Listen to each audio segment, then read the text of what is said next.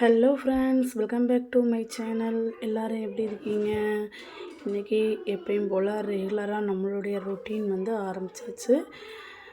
காலையிலே எழுந்திரிச்சு கொஞ்சம் ஃப்ரெஷ்ஷப் ஆகிட்டு இப்போ வந்து லெமன் டீ தான் போட போகிறேன். இன்றைக்கி கொஞ்சம் பால் டீ வந்து குடிக்கிறதுக்கு வந்து இன்ட்ரெஸ்ட் இல்லை. சரி, லெமன் டீ போட்டு குடிக்கலாம் அப்படின்னு இன்றைக்கி லெமன் டீ தான் போட்டுக்கிட்டுருக்கோம்.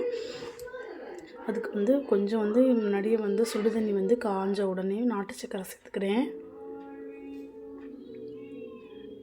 இதிலேயே வந்து கொஞ்சம் ஒரு அரை லெமன் போல் புழிஞ்சு விட்டுக்குருவோம். நான் இன்றைக்கி வந்து 2 பேர்த்துக்கு லெமன் டீ போடுறேன். எனக்கும் என்னுடைய ஹஸ்பண்டுக்கும் தான் லெமன் டீ போடுறேன்.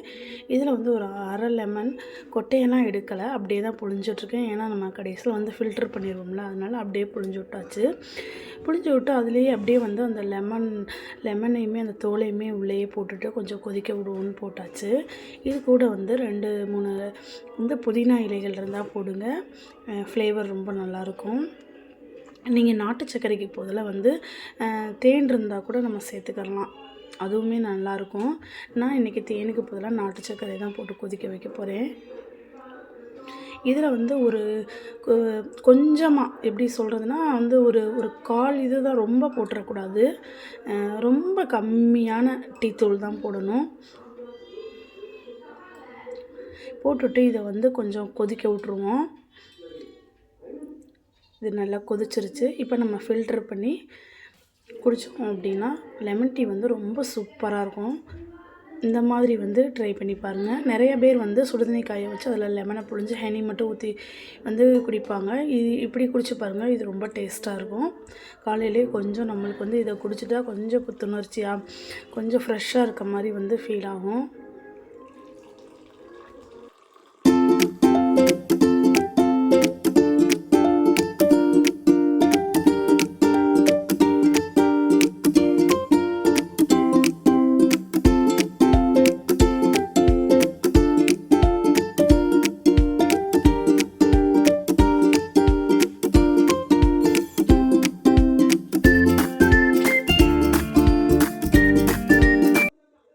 இன்றைக்கி மத்தியானம் லஞ்சுக்கு வந்து கருவாட்டு குழம்பு தான் வைக்கலான்ட்டு கருவாடு வந்து க்ளீன் பண்ணிக்கிட்டு இருக்கேன். காலையில் வந்து டிஃபன் வந்து ரொம்ப சிம்பிளாகவே முடிஞ்சிருச்சு. நைட்டு வந்து சாம்பார் சட்னிலாம் மிஞ்சி போனதுனால காலையில் வந்து அதை வச்சு இன்றைக்கி முடிச்சாச்சு. ரொம்ப சிம்பிளாகிருச்சு.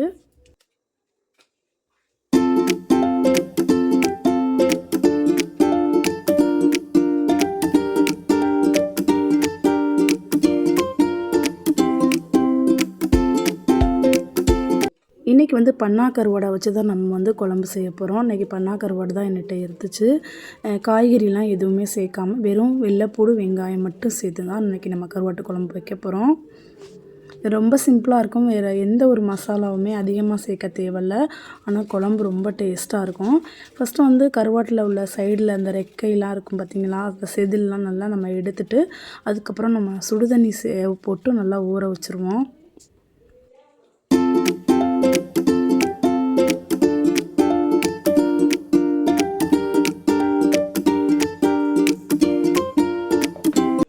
கருவாட்டு குழம்புக்கு வந்து முட்டை அவிச்சு போட்டு வச்சோம்னா ரொம்ப டேஸ்ட்டாக இருக்கும்.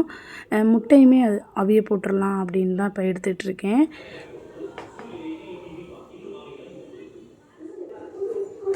இன்றைக்கி வந்து கொஞ்சம் லேட்டாச்சு அப்படின்றனால முட்டையை வந்து குக்கர்லேயே அவிய போட்டுடலாம். 2 விசில் வந்துச்சுன்னா முட்டையும் நம்மளுக்கு ரெடி ஆயிரும். நம்ம கருவாட்டு குழம்புலாம் வச்சு முடித்தோன்னா கடைசியாக வந்து இந்த அவிச்ச முட்டையை அதில் போட்டு கொஞ்சம் நேரம் கொதிக்க வச்சோம் அப்படின்னா ரொம்ப டேஸ்ட்டாக இருக்கும். எனக்கு ரொம்ப பிடிக்கும்.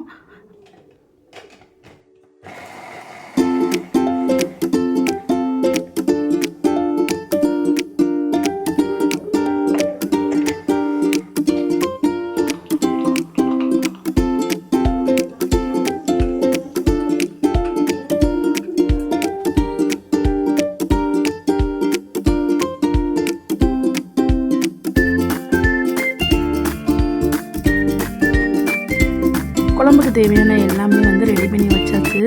இப்போ வாங்க நம்ம குழம்பு தாளிச்சிருவோம். இப்போ இதுக்கு வந்து நான் எண்ணெய் சேர்த்துருக்கேன். எண்ணெய் வந்து காஞ்சதுமே வந்து கடுகும் வெந்தயமும் சேர்த்துருக்கேன். இது நல்லா பொரியட்டும். பொரிஞ்ச உடனே நான் வந்து உரித்து வச்ச வெள்ளைப்பூடு சேர்த்துருக்கேன். இதுக்கு வந்து நாட்டுப்பூடுன்னு சொல்லுவாங்க பார்த்திங்களா, சின்ன பூடாக இருக்கும். அந்த பூடு போட்டோம்னா கருவாட்டு குழம்புக்கு ரொம்ப டேஸ்ட்டாக இருக்கும்.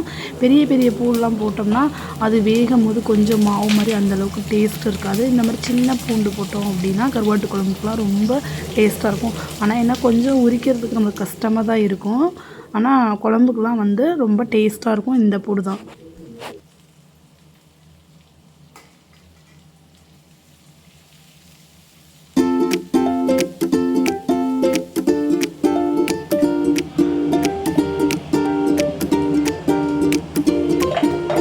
இந்த வெள்ளைப்பூடு ஓரளவுக்கு வந்து வதங்கினதுக்கப்புறம் வந்து நான் வெங்காயமும் தக்காளியும் சேர்த்து வதக்கியிருக்கேன். இதோட வந்து நம்ம இப்போ வந்து மஞ்சத்தூள், மிளகாய்த்தூள், குழம்பு மிளகாய்த்தூள் இது மட்டும்தான் நம்ம சேர்க்க போகிறோம். வேறு எந்த மசாலாவும் சேர்க்க வேணாம். நம்ம அந்த மசாலா இந்த மசாலான்னு சேர்த்தோம்னாலே குழம்பு நல்லா வராது. வெறும் ரொம்ப சிம்பிளாக வந்து இந்த மசாலா மட்டும் சேர்த்து வச்சு பாருங்கள், கருவாட்டு குழம்பு ரொம்ப டேஸ்ட்டாக இருக்கும். நீங்கள் எவ்வளோ வந்து உரப்பு சேர்ப்பீங்களோ அதுக்கேற்றாப்புல சேர்த்துக்கோங்க மிளகாய்த்தூள்னால்.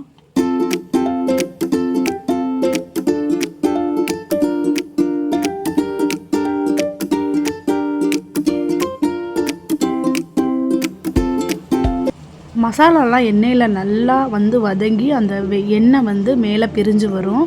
அப்போ வந்து நம்ம ஊற வச்சுருக்க புளி இருக்குல்ல, அதை சேர்த்து நல்லா கரைச்சி ஊற்றிக்கிடுவோம். இப்போ இந்த குழம்புக்கு தேவையான உப்பையும் சேர்த்துக்கிடுவோம்.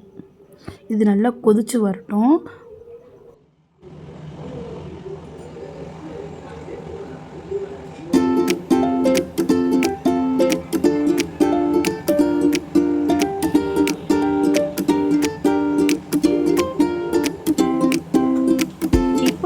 சுடுதண்ணியில் ஊற வச்சுருந்தோம்ல கருவாடை, அந்த கருவாடை வந்து நல்லா க்ளீன் பண்ணிக்கிடுவோம். நல்லா க்ளீன் பண்ணிவிட்டு இப்போ குழம்பு நல்லா கொதித்ததும், குழம்பு கொதித்து மசாலா வாடெல்லாம் போயிடும். அதுக்கப்புறம் வந்து நம்ம க்ளீன் பண்ணி வச்சுருக்க அந்த கருவாடை வந்து இதில் சேர்த்துக்கிடுவோம். கருவாடை சேர்த்ததுக்கப்புறம் வந்து நான் அவிச்சு வச்சுருக்கேன்ல முட்டை, அதையுமே குழம்புல வந்து சேர்த்துக்கிட்டு கொஞ்சமாக கொதிக்க விட்டுருவேன். கொதித்து முடித்தோடனே வந்து குழம்பு வந்து நம்மளுக்கு ரெடி ஆயிரும். எண்ணெய்லாம் பிரிஞ்சு சூப்பராக வெளியே வரும். இப்போ பார்க்குறதுக்கே ரொம்ப சூப்பராக இருக்குது. இன்னும் கொஞ்சம் நேரத்துக்கு கொதிக்கட்டும். கொதித்த உடனே நம்ம குழம்பு வந்து ஆஃப் பண்ணிடுவோம். இந்த குழம்பு வந்து நீங்கள் எந்த கருவாடில் வேணாலும் வைக்கலாம். ரொம்ப ஈஸியாக வைக்கக்கூடியது கருவாட்டு குழம்பு தான். ரொம்ப சிம்பிளாக ஈஸியாக நம்ம வேலை வந்து சட்டுன்னு முடிஞ்சிடும். இன்றைக்கி நம்ம சேனலில் வந்து கருவாட்டு குழம்பு எப்படி செய்கிறதுன்னு நான் எப்படி செய்கிறேன் அப்படின்றத வச்சு காட்டிட்டேன்.